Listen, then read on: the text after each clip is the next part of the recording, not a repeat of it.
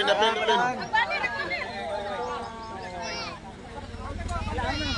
Tara.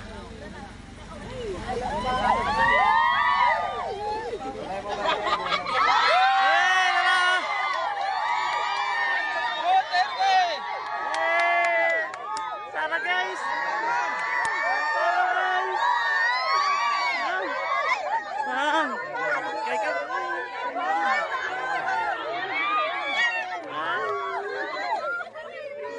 May bunta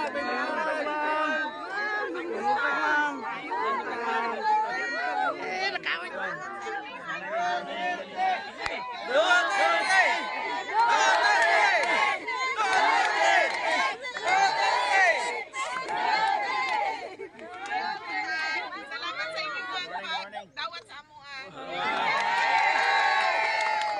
condolence sa inyo ha, namatay ang inyong silingan. Condolence sa inyo. Yes, ma'am. Salamat ko sa inyo hang padayon nga suporta sa ako ang opisina sa Office of the Vice President.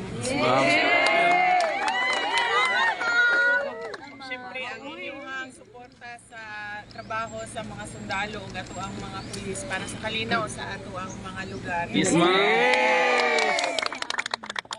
Nangumusta sa inyo ha si former President Digong Rudy Duterte.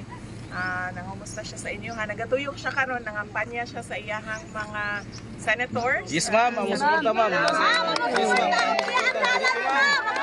kasi ang dalan nga iyang gihimo dinis amo karon ma'am kay kani nga dalan ma'am siya jud napakako.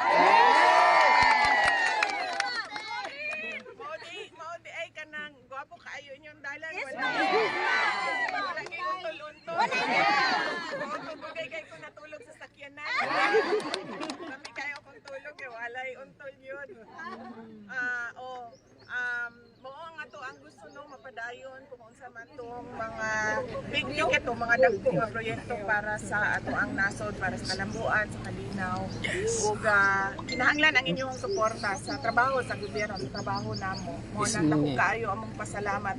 Dako pud ang amo ang utang nga kabubuton kaninyong tanan sa higayon, oportunidad na ginahatag ninyo sa amo ang makatrabaho sa ato ang gobyerno, especially sa national na posisyon pareho anang Vice President o President. Salamat kayo. Former President ma'am. Absent. Kay mo tanaw siya. Kay balo na kamo basa. Kabalo na. Bantay bitaw ha. I-check na ko be. Unsa may nakasalat din ni. Popcorn. Very good.